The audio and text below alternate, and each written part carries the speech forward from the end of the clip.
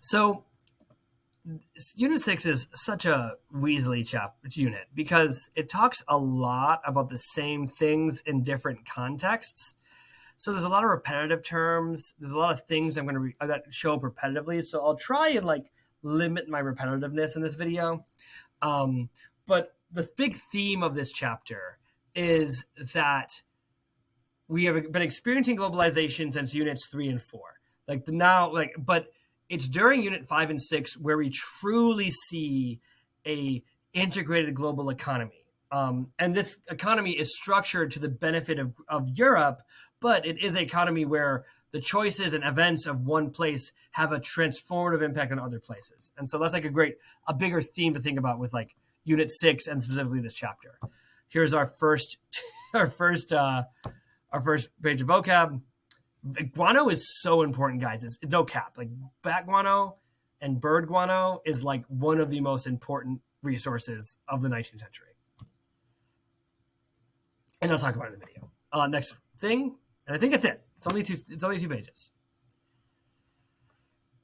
Okay, so first we're going to talk about some technological developments.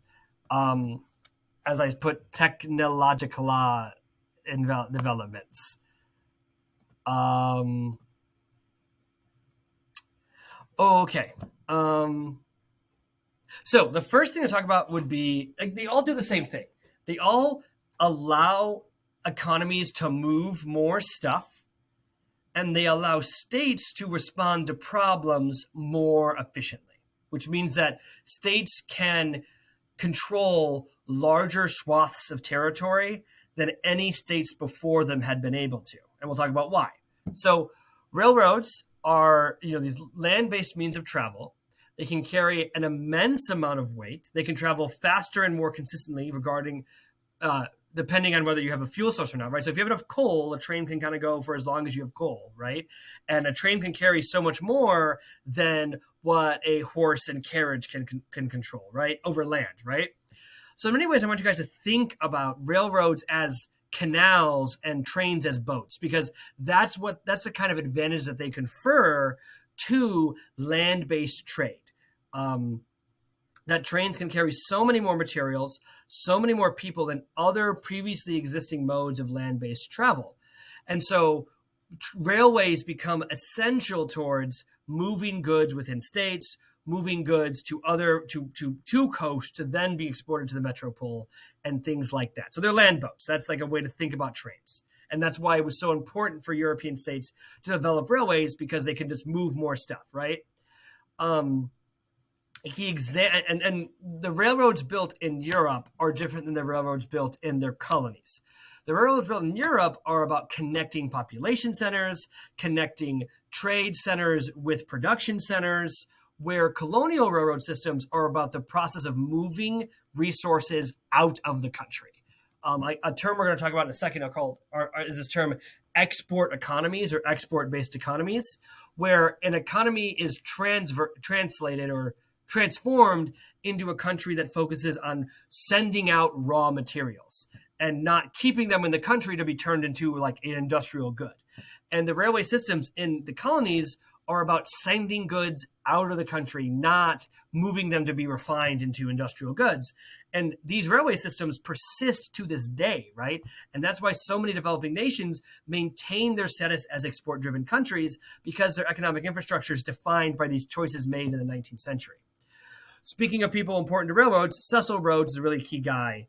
He wanted to make pretty much a trans-African railroad that connected Egypt to South Africa.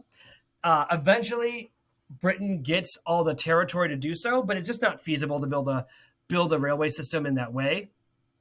And these are colonial railways, right? So they're first of all, they use slave labor to build, of course. There are eventually a network of rail system is developed that is all interconnected, but doesn't quite span the continent of Africa, north to south. And there is no railway that spans west to east, because they have the rainforest and the sub-Saharan climate, and then you have the desert in the North Africa, right? So there's these pretty significant geographical barriers towards making a railway that would have any consequence. Because if you get below the rainforest, that part of Africa is rather narrow, actually, and so that actually is a more feasible thing anyway to across the savannah and things like that. So Um, what this railway allowed, though, is that say you're in Uganda and there is a revolt in Rhodesia, which is modern day Zimbabwe, you can now take a train. You can take a train full of soldiers from Uganda down to Rhodesia and control it there. It's called Rhodesia after Cecil Rhodes. Rhodesia was a white majority. We don't talk about it very much, but it was a white majority colony that was pretty oppressive, and eventually the black people of Zimbabwe overthrew Rhodesia and instituted a non-white supremacist government. So steamships are another way that accelerated trade and travel. So at first, it was the amount of coal you needed for a steamship to work meant that transoceanic trade or voyages were not viable, but river voyages were. So like steamships become really prevalent along the Nile, along the Congo River, in the Mississippi, right? Like those rivers become more efficient conduits of exchange through steamships. As steamships become more efficient in the 19th century, they become available for transoceanic exploration and trade. So now like voyages from Australia can get to Great Britain immensely faster. Britain can trade with South America more efficiently and stuff like that. And then Britain can now send forces from the metropole to places in revolt far more quickly, right? If you don't have steamships and you're relying on wind power to move your ships, it might take you 3 months to get to a place where by the time you get there, the revolt has fortified itself, it's stabilized itself, and it's already done so much damage that Britain might not find keeping that colony worth it anymore. And the final kind of more limited development would be the telegraph, which uses electricity to accelerate communication, right? Like it takes resources to lay telegraph wire, but when it's laid, communication between the places that have telegraphs is exponentially accelerated, right? Where back in the day, you would have to like send a person to figure out what was going on or send a letter that would have to travel literally over space through time to a place. Now you are communicating with one place at the speed of light, right? Through like interruptions through an electrical circuit in the telegraph machine. So you know when there is a revolt in your African possession within the day it happens, which gives you more time than, revolt happens. It takes a month for someone to get back to Britain to then tell you there's a revolt, then organize your forces, then go down back to Africa to put down the revolt. You now can do that the second you hear about the revolt itself, right? So those are the technological developments. In terms of agriculture, a big transformation that happens in the colonies is that what is grown changes a lot. So you have subsistence agriculture being the primary means of cultivation for most people on the planet. People are producing from the land what they need to survive and selling a degree of their surplus on a market. But that is not the most economically efficient use of this land because, you grow potatoes because you like potatoes, not because the market decides that potatoes are valuable. When European states come into control of these colonies, they want to maximize what they can extract economically from these colonies. And so they compel populations to adopt monoculture agriculture. Or growing one kind of crop, typically a cash crop, that's not meant to be consumed by the growers, but to be sold on a market for the benefit of the landowner, right? And oftentimes the landowner is a European and the worker is a African or a South Asian or a Southeast Asian, right? Also, meat demand increased a lot because the middle class now had money to pay for things, and so people could afford meat a little bit more, which means that you wanted to make more meat, but meat requires a great deal of resources and land to cultivate because, a plant needs the sun and water. An animal needs plants, which need the sun and water, and then also lots of plants because they need to eat every day, right? And they don't get to use the sun directly for their energy source. Really interesting thing that happens is that Europeans want to increase the productivity of their agriculture, and so they begin to use guano, which is bird or bat feces. Because feces is in general, all feces that are made by mammals at least, and I can't speak for anyone else, and birds, I guess, is high in nitrogen. That nitrogen can make the soil more fertile. When you're using monoculture, if you're growing the same crop in the same place all the time, you're extracting the same resources from the soil at all times of the year, right? So you're depleting the resources and nutrients in that soil constantly. if you're rotating it, you're rotating your fields, then you are giving each field a chance to restore those nutrients through like the water cycle and stuff like that. But if you're using monoculture, you can afford to leave land fallow every year because that's like less productive. So this feces is really high in nitrogen, right? And what's really interesting is that the migratory patterns of birds specifically lead to them like taking stops on islands off coastal areas in South America, the Pacific, and in Africa. And these birds all like are on these tiny little islands, and they just poop on these islands, and these islands get bigger and bigger. These are islands made of bird poop. Like these are like islands that like you can see with your eye that like would take you a period of time to walk across, that is just bird poop, which means it's like this kind of like hardened bird poop that is high in nitrogen. You mine the guano, you break down these islands of poop, and then you send them to fields that have been used as fertilizer to make your crops more productive, right? And of course, not many Europeans did that. They compelled non-Europeans to do this. And this was done pretty much anywhere they could find these guano islands. The guano is not used very much anymore.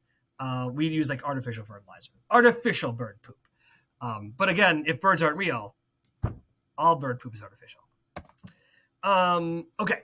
The next thing to talk about would be other raw materials, which I guess guano is a raw material too. We talked about export economies already. Here's just like the gist of them. Okay, so cotton is really important. I've been talking about with my class a lot about how the textile industry is one of the first and most lucrative industries that industrialized first. So they need more textiles. They need more material. They want wool. So the British use a lot of wool, but they also want cotton. So cottons are produced in the colonies, like in Egypt, but also cotton is really popular in the American South. And so a lot of cotton is exported to industrialized nation to turn into textiles. Both the American North depended on Southern cotton, as well as Great Britain depended on Southern cotton. During the U.S. Civil War, the Union blockade of the Confederacy leads to a scarcity of cotton, which leads to Britain diversifying their cotton production. So India produces more cotton, Egypt produces more cotton.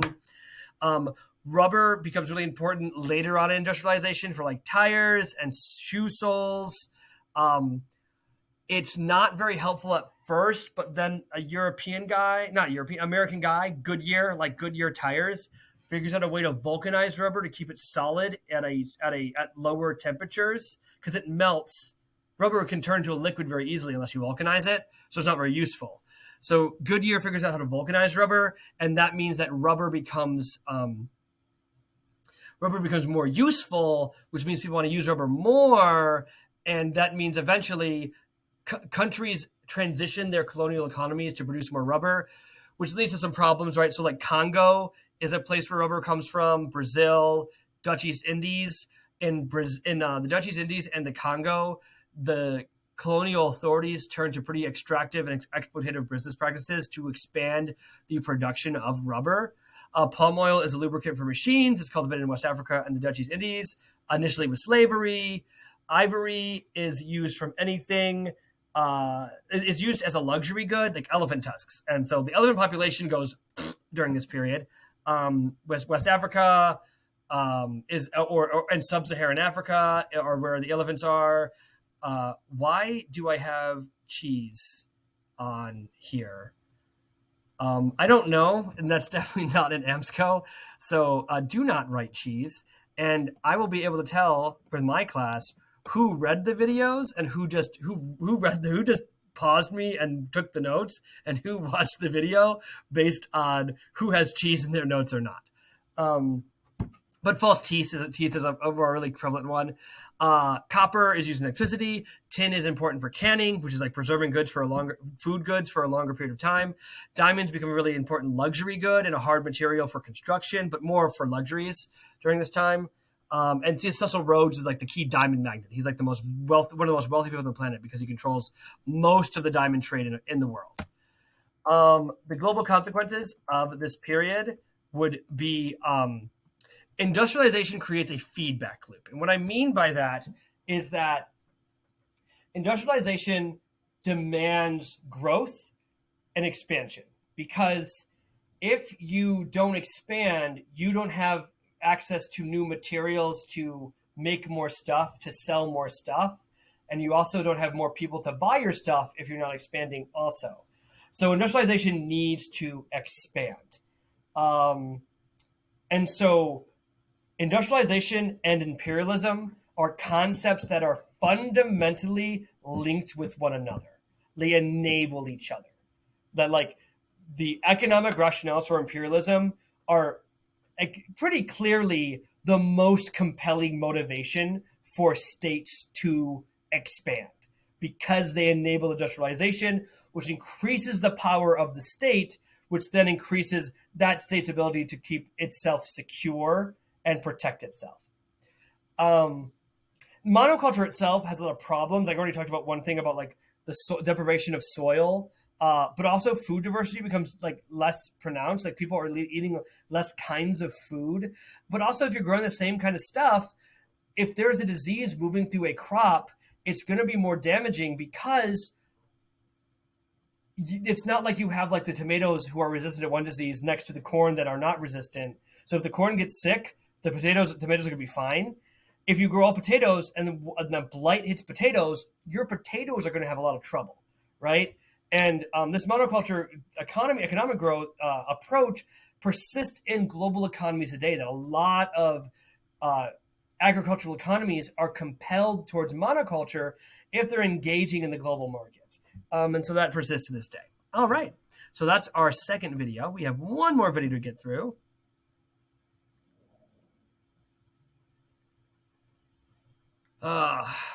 Yes. And so I'll see you guys in the next video.